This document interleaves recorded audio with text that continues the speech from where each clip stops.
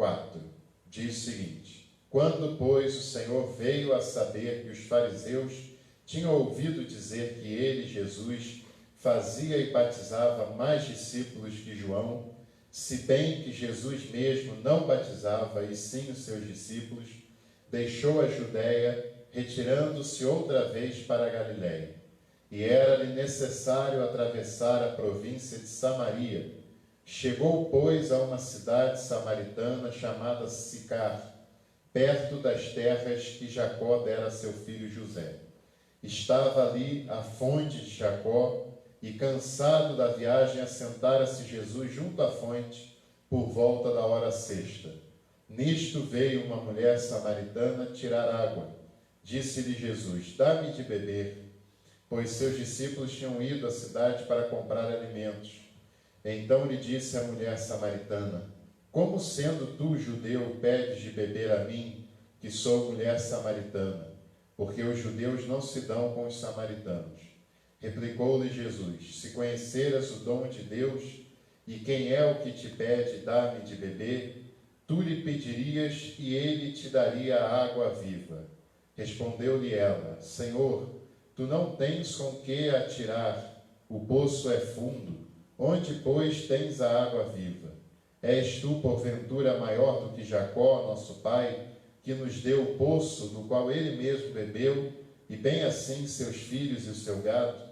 Afirmou-lhe Jesus: quem beber desta água tornará a ter sede. Aquele, porém, que beber da água que eu lhe der, nunca mais terá sede. Pelo contrário, a água que eu lhe der será nele uma fonte a jorrar para a eternidade. Disse-lhe a mulher: Senhor, dá-me dessa água para que eu não mais tenha sede, nem precise vir aqui buscá-la. Disse-lhe Jesus: vai, chama o teu marido e vem cá. Ao que lhe respondeu a mulher: não tenho marido. Replicou-lhe Jesus: bem disseste, não tenho marido, porque 5 maridos já tiveste, e esse que agora tens não é teu marido. Isso disseste com verdade. Senhor, disse-lhe a mulher: vejo que tu és um profeta. Nossos pais adoravam nesse monte, vós, entretanto, dizeis que em Jerusalém é o lugar onde se deve adorar.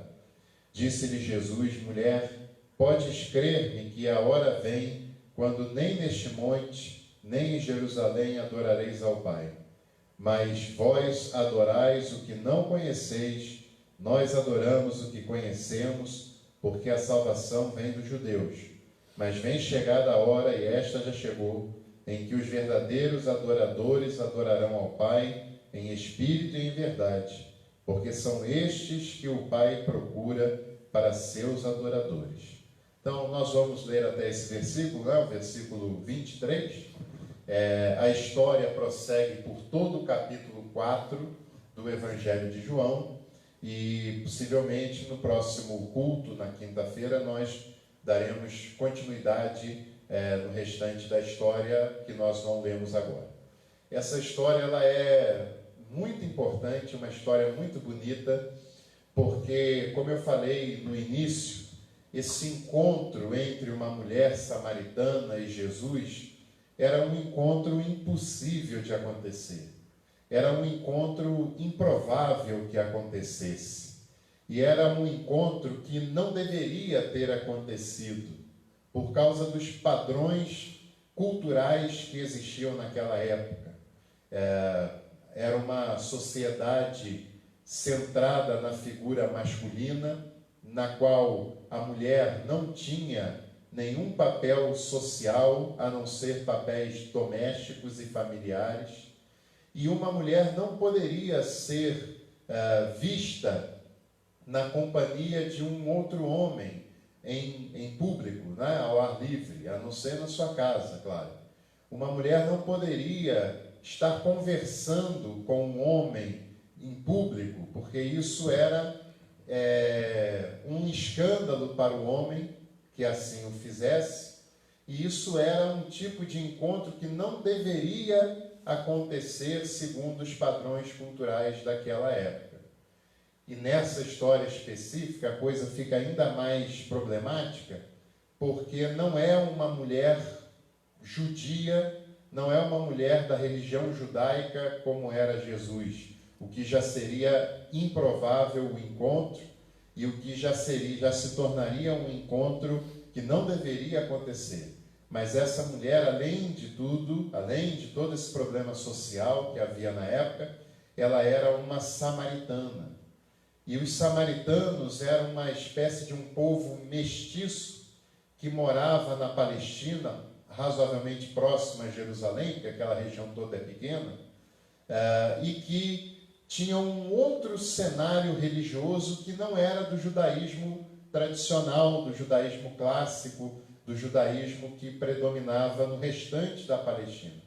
E judeus e samaritanos não se suportavam, não se davam bem, conforme o texto próprio diz. Judeus e samaritanos eram inimigos. Havia uma rivalidade grande entre judeus e samaritanos, e essa rivalidade principalmente era enfatizada pelos próprios judeus, embora os samaritanos também não fossem muito amigáveis para com os judeus. E ainda mais, Jesus, como um homem judeu, não deveria, em hipótese nenhuma, se reunir com uma mulher samaritana diante de todos. Aliás, nem em nenhuma outra ocasião Jesus deveria, para aqueles padrões, se reunir com aquela mulher. Mas acontece que nesse dia, Jesus quebrou algumas barreiras para que esse encontro se tornasse possível. Jesus teve que quebrar, que vencer, superar algumas barreiras enormes, algumas barreiras grandes demais para aquela época, para fazer com que um encontro improvável se tornasse provável, para fazer com que um encontro evitável se tornasse um encontro de vida, um encontro transformador, um encontro acolhedor. Primeiro, Jesus precisa superar a barreira racial entre judeus e samaritanos que eram de origens diferentes, e por isso havia uma barreira entre eles. Segundo, Jesus precisa superar uma barreira religiosa, porque os samaritanos não têm a mesma prática religiosa que os judeus tinham. Inclusive, isso aparece mais abaixo quando a mulher tem uma dúvida sobre o local da adoração, porque cada um tem um sistema diferente. E terceiro, Jesus precisa superar uma barreira sexista que separava ele e aquela mulher, porque esse encontro entre um homem e uma mulher era improvável de acontecer. E é importante que a gente pense que talvez do modo como acontecia naquela época não existe mais, mas que essas barreiras continuam de pé em muitos momentos do nosso dia a dia. E que essas barreiras também precisam ser superadas em nome de Jesus, em nome do Evangelho.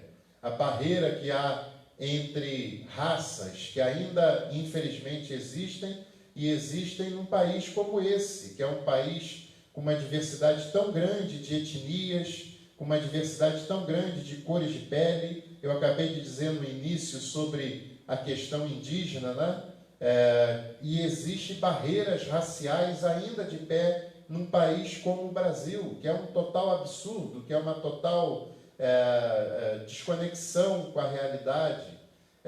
São as cores das pessoas pretas, brancas, indígenas, que faz com que o Brasil seja esse povo tão rico culturalmente, tão rico etnicamente, e que deveria ser um país e um povo absolutamente sem barreiras raciais quaisquer. Aliás, o mundo inteiro deveria ser um mundo sem barreiras raciais, porque, na verdade, todos nós, independente da cor da pele, somos seres humanos, e é isso que importa, e tão somente isso que importa, né?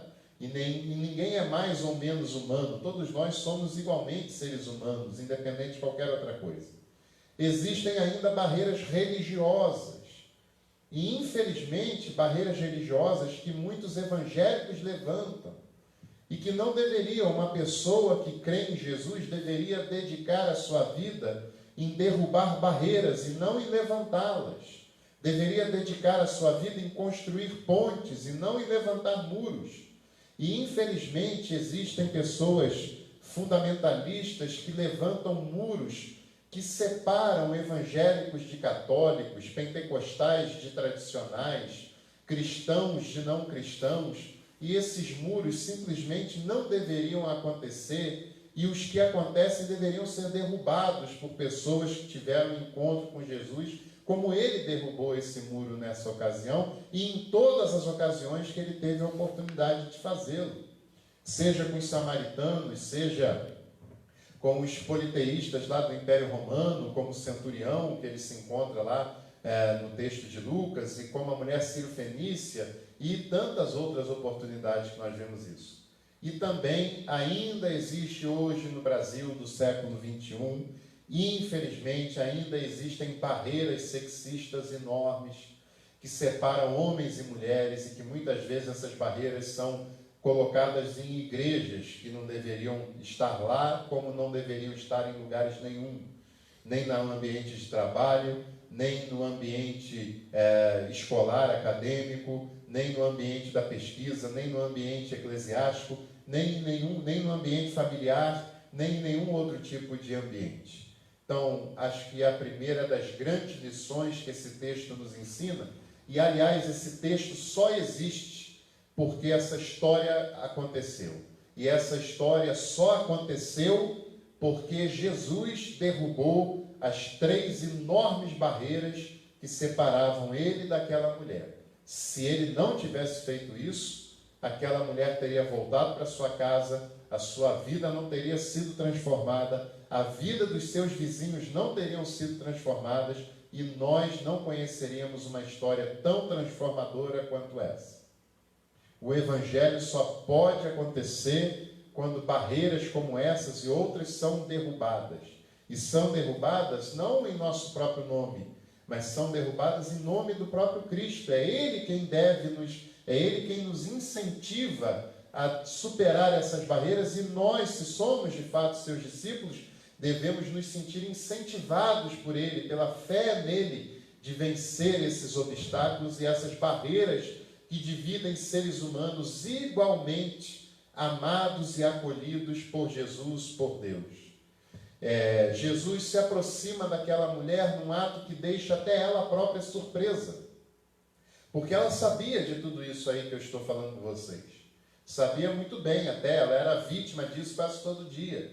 Jesus para perto de um poço, perto de um tanque, cansado de uma viagem que acabava de fazer, e aparece ali uma mulher num horário de sol escaldante, imagino eu, pela região que era, e ela vai até o poço pegar água. E pegar água do poço, principalmente naquela época que a água era tão escassa, era um trabalho dificultoso e um trabalho pesado para que uma mulher fizesse. O certo naquele contexto era que o seu marido, ou que um homem fosse pegar essa água. Mas se essa mulher vai até lá fazer isso, um trabalho que aparentemente era masculino, significa que era uma mulher que estava sozinha, que não tinha apoio, que não tinha o cuidado de algum homem na sua vida, na sua caminhada. Era uma mulher que tinha que se virar sozinha, mesmo diante de todas as dificuldades que ela possuía. E aquela mulher tão somente vai até o poço, fica na dela, não fala nada com Jesus, até que Jesus toma a iniciativa de promover o diálogo entre ele e ela. E Jesus pede para ela água de beber. Na verdade, é claro, Jesus estava com sede, Jesus estava cansado, mas é também apenas uma ocasião para Jesus puxar a conversa, para Jesus abrir o diálogo com aquela mulher e trabalhar com outras questões importantes que ele tem lá. E aquela mulher se surpreende porque nenhum judeu tinha feito o que Jesus fez naquele dia. Nenhum judeu tinha puxado conversa com ela e sido respeitoso para com ela. E ela toma um susto e pergunta para Jesus: como pode, tu sendo judeu, falar comigo que sou uma mulher samaritana? E o texto de João explica, os samaritanos e os judeus não se davam bem, né? E Jesus diz para ela assim: se você soubesse quem é que fala contigo, era você que pediria água de beber para mim, porque essa água aí que vocês bebem, que é importantíssima, fundamental para a vida, nós nos saciamos por um momento, mas logo, logo voltamos a ter sede. E Jesus diz, eu tenho a água da vida que é Ele próprio, que é a boa nova de salvação, que é a boa nova de que as barreiras são quebradas em seu nome, que é a boa nova de que os considerados pecadores são acolhidos e amados por Deus, de que aqueles que são excluídos, Deus os inclui e Deus os ama igualmente como qualquer outro ser humano. A boa nova que faz jorrar rios de água viva dentro daquela que se abre para acolher a graça transformadora e renovadora de Jesus em sua vida. E Jesus falou, eu tenho dessa água que aquele que experimenta nunca mais vai ter sede, nunca mais vai ficar sedento, porque essa água vai jorrar dia e noite do seu interior. E é claro, aquela mulher ainda não está entendendo o que Jesus quer falar com ela, a barreira ainda tinha as suas consequências, mas ela aos poucos vai se aproximando de Jesus e aos poucos ela vai sendo ganha por Jesus. E ela fala, Senhor, mas tu não tens com que tirar água desse poço, é difícil fazer isso, não tens como fazer isso. E aí mais à frente Jesus fala com ela, então vai lá chamar o teu marido, porque é um papel dele pegar água do poço, vai lá chamar ele. E ela fala, Senhor, eu não tenho marido. E Jesus diz, respondeste bem, não tem marido, você já teve 5, que tem agora, não é teu marido, isso respondeu bem. E ela fala, vejo que és profeta. Agora é interessante porque muitas pessoas tratam dessa fala de Jesus sobre os maridos, com aquela mulher, de um modo moralista, como se Jesus estivesse dando uma lição de moral naquela mulher, como se Jesus estivesse dando uma de puritano, moralista, machista, repreendendo aquela mulher como se ela não valesse nada. Mas o contexto não indica isso. Esses versículos que falam do assunto são pequenos diante de toda a história. Os especialistas dizem que provavelmente esses maridos dos quais Jesus se refere está falando de outra coisa que não de relação conjugal, e ainda que fosse o caso de relações conjugais que ela tenha tido na sua vida, o que Jesus está querendo ensinar para ela é que ela deve se valorizar, é que ela deve não se submeter a relações desumanizadas, porque uma mulher, se for o caso, né, não está claro ainda que seja, mas se for o caso de uma mulher que passa por marido após marido, ou mesmo que fosse um homem, né, que passa por mulher após mulher, isso é se sujeitar a uma relação desumanizada, é se sujeitar a uma relação em que transforma a pessoa como um objeto e não como um ser humano que deve ser amado, respeitado, que deve estabelecer com uma outra pessoa uma relação de fidelidade, de cumplicidade, de cuidado mútuo. E o que Jesus quer trabalhar com aquela mulher é que ela não deve se sujeitar a uma relação de desumanização. Porque toda vez que nós nos submetemos a uma relação que nos torna, que nos vê como objetos, nós estamos nos submetendo a uma relação desumanizada. E isso, segundo a ótica de Jesus, é pecado, é uma relação pecaminosa. E nós não devemos aceitar e nem promover nenhum tipo de relação entre duas pessoas, seja em casa, no trabalho, na amizade, na igreja, na vizinhança, seja onde for, que não se estabeleça no respeito, no cuidado e no amor mútuo. E Jesus está trabalhando isso com ela. E assim que ela entende isso, Jesus volta a falar sobre o assunto central dessa história, que não é um assunto moralista tão somente. E Jesus prossegue essa história quando ela diz que ele é profeta. Você vai ver que aquela mulher, depois de tudo isso, ela já está num outro estágio da sua vida. Ela já está num outro estágio de compreensão das coisas. Primeiro, aquela mulher nem olha para Jesus, que ela sabe que não podia. Ela vai pegar água e quando Jesus a aborda, ela está falando de água do poço, que é o que importava para ela. E ela fica doida para não ter que ir lá mais, porque era dificultoso, era cansativo aquele trajeto, carregar aquele peso todo dia, debaixo do sol. E ela não está compreendendo bem. Agora, graças ao fato de Jesus ter se aproximado dela, ter derrubado as barreiras que lhe separavam, ter promovido o diálogo respeitoso e acolhedor com ela, a graça de Jesus vai entrando no seu coração, sem que ela perceba. Ou ainda que ela perceba, porque a graça é perceptível, mas a graça vai entrando no seu interior, a graça vai lhe transformando, a graça vai removendo barreiras que haviam lá dentro dela mesma, vai removendo traumas que colocaram dentro do coração dela, e a graça que vai se desenvolvendo num simples diálogo entre Jesus e ela vai promovendo uma verdadeira transformação de vida no interior daquela mulher. De tal maneira que ela já reconhece Jesus como profeta, mais à frente ela o reconhece como Senhor. É um processo. E ela já está, ela que não entendia nem a questão da água, agora já está interessada em saber sobre a adoração. Olha como isso vai se aprofundando. E ela fala: Senhor, os meus aqui, os samaritanos, eles dizem que nós devemos adorar no monte que aqui tem. Já os judeus, da qual religião o Senhor faz parte, dizem que é lá em Jerusalém. Onde que eu devo adorar a Deus? Eu devo adorar no monte que a tradição dos samaritanos consagrou como sendo um monte sagrado? Ou eu devo adorar lá em Jerusalém, que é o lugar onde a tradição judaica consagrou como a terra santa, que deve ser o lugar de culto? E Jesus surpreende mais uma vez. Mais uma vez. Primeiro, que Jesus não recrimina o monte dos samaritanos. Segundo, que Jesus não enaltece a Jerusalém dos judeus. Muito além da tradição samaritana e vai muito além da tradição judaica.